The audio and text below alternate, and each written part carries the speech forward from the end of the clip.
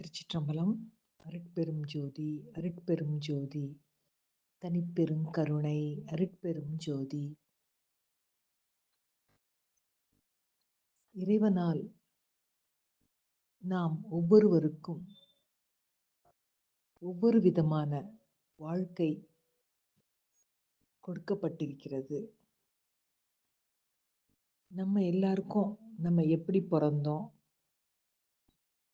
எதுக்கு பிறந்திருக்கோம் எதுவுமே தெரியாது. ஏதோ கர்ம வினையினால இறை அருளால பிறப்பு கொடுக்கப்பட்டிருக்கிறது. ஏன் பிறந்தோம், எப்படி பிறந்தோம் அப்படின்னு யோசிச்சுக்கிட்டே இருக்காம பிறந்துட்டோம், நம்ம எந்த அளவுல நல்லபடியா நமது வாழ்க்கையை வாழ்வோம் அப்படிங்கிறத மட்டும் சிந்திச்சு வாழணும். அப்படி இந்த வாழ்க்கைங்கிறது ஒரு என்ன சொல்றது, திருவிழா அப்படின்னு எவ்வளோ இதுல நான் படிச்சிருக்கேன். வாழ்க்கையை கொண்டாடுங்கள். வாழ்க்கையை கொண்டாடுறது எப்படின்னா, நமக்கு கொடுக்கப்பட்டிருக்கிறதுக்கு முதல்ல நன்றி உணர்வோட இருக்கணும். அது என்ன கொடுக்கப்பட்டிருந்தாலும் சரி. ஏன்னா இறைவனை பெரும் கருணை அருட்பெரும் ஜோதி அருட்பெரும் ஜோதி தனிப்பெரும் கருணை அருட்பெரும் ஜோதின்னு சொல்லப்பட்டிருக்கு. உணர்ந்தவர்களால சொல்லப்பட்டவை அது. அப்போ அந்த பெருங்கருணை அப்படிங்கும் பொழுது நமக்கு எல்லாமே அதிகமா கொடுக்கப்பட்டிருக்கு. எல்லாமே ஒரு விதமான கணக்கோட தான் அமைஞ்சிருக்கு.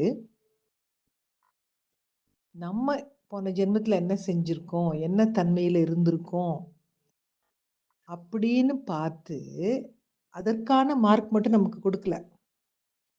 அதை விட அதிகமான மார்க்குங்கிற ஒரு பிறப்பையே கொடுத்து நல்லா வாழு அப்படின்னு இறைவன் சொல்லியிருக்கார்.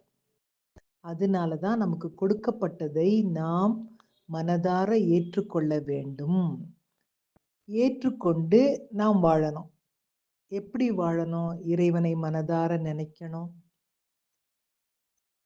முடிஞ்ச சமயத்துல எல்லாம் நம்ம இறைவனுக்கு நன்றி சொல்லிக்கிட்டே இருக்கணும்.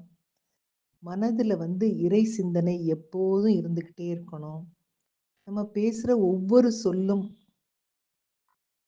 நல்ல சொற்களாக அடுத்த ஒரு உயிரை உற்சாகமூட்டுவதாக இருக்கணும்.